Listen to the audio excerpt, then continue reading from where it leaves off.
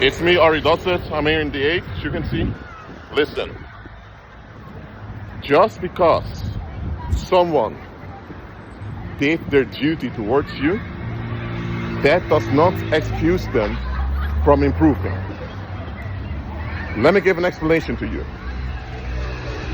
You know, a lot of churches tell you to never talk bad about your parents, all of that. Okay, listen. If your parents, for example, this does not apply to you, then it doesn't apply to you. It applies for those who won't apply. If your parents were dysfunctional or just damaged people, but they did their basic requirements towards you, they did what they should do. But the other areas in which you were damaged still harmed you. Damaged people damage people. If they don't get the help they need to recover. Simple as that.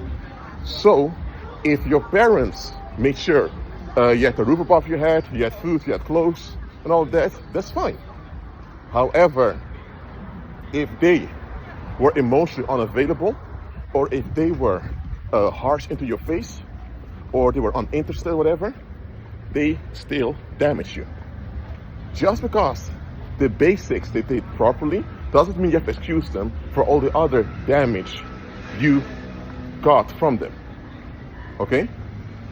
Does it mean that you're not thankful that they did the basic stuff? You are. You should be thankful.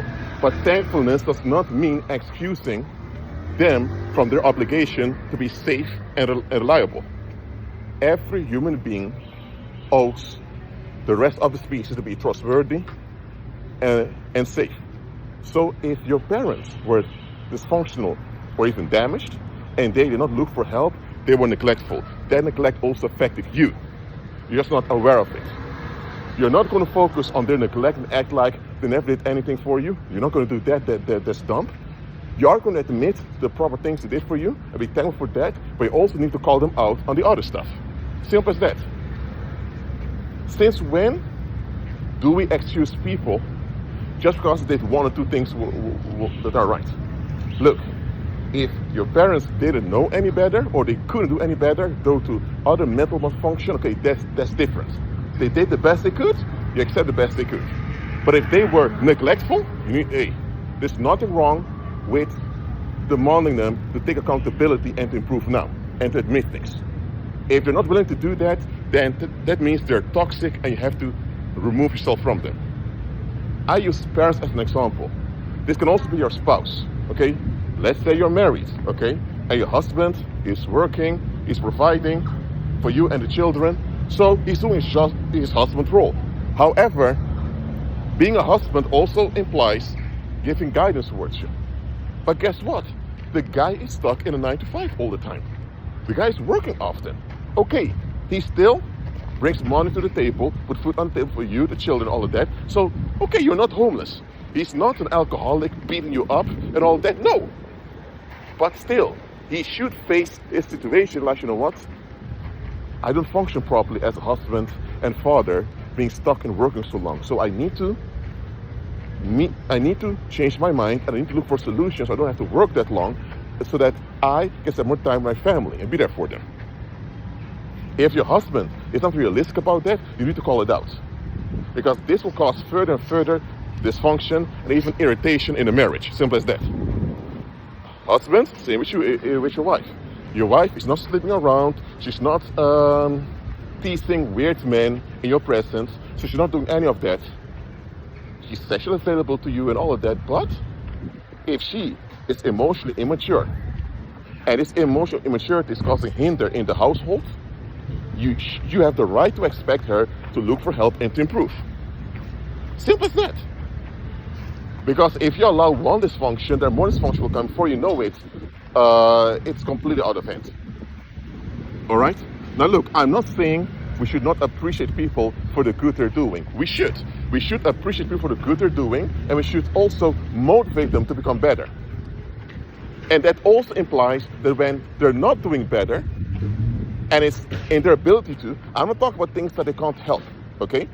If there's something about them that they couldn't fix themselves or they can't do it themselves, but they need intervention, then they need intervention. If someone is mentally ill, and that means they need intervention, then give them intervention or arrange intervention for them. Simple as that. Don't blame them. Okay, they need help. But it's not mental illness or something they can't help. It's just neglect that we need to call it out. I don't tell you to be upset, to go off, be crazy, loose on them, no, but you need to call it out. You know what I mean? The whole idea that just because someone has a position of authority or some leverage over you, that you have to just be thankful things are not worse. Okay, if someone enters a shop with a gun, it's a robbery. You comply because you don't want to be shot, okay? Are you going to be thankful that he didn't shoot you? It then got worse. But does it mean that you have to be thankful, that you have to be happy with the situation? No. I mean, nobody's going to give praises to the robber for not shooting them. He shouldn't be there to shoot anyway, okay? Well, think with me. If you owe someone praise and thankfulness only because they didn't act worse, I'm sorry, what the heck is that? I mean, if someone has a leverage over you, they owe you and the community to be wise with how they deal with you. If they think that, hey, it's my house, I pay rent, or I can fire you, or if they begin to praise themselves in the leverage, act like they can act whatever they want and they can't be held accountable, that's narcissistic, dumb behavior, should be called out. You know what I mean? And if someone misused their leverage over you and the community didn't deal with them in a proper way, then the community owes you an apology and owes you improvement too and restitution. Simple as that. If the community allowed someone to misuse their leverage over you and they did not intervene, they did not deal with the aggressor or perpetrator or whatever, that means the community also neglected and violated you. Simple as that. So, do not think that just because someone has a position that you should not ever call them out anything. Of course, you should do it in an honorable way, but you still should call them out. Simple as that. Even the Heavenly Father wants us to call him out. Now, the Heavenly Father never fails us, but he wants us to call him out. If you've been praying, fasting, decreeing, declaring, doing all of that, and still nothing happens, you say, Heavenly Father, what the heck? What am I doing wrong? God wants us to call him out because that shows that we are invested and that we care. You know what I mean? See what I mean? And God is not afraid to be called out. God is not insecure by being called out. God is not going to remind you, hey, I'm God. Remember, I can put you in a lake of fire. Remember, I can do things to you. And remember, nobody can fight me. God never does that. So if God himself is over to be called out, and is open to give an account of himself, who are these creatures on earth thinking they can will as they will, and because they have a leverage, they owe you nothing because they have privacy, boundaries, private lives, all that shit. No. If God himself, who holds heaven and earth together with his mind, if he gives an account and he is not shy of being called out, then who are these creatures? And nobody can call them out. Who are they that they owe nobody an explanation?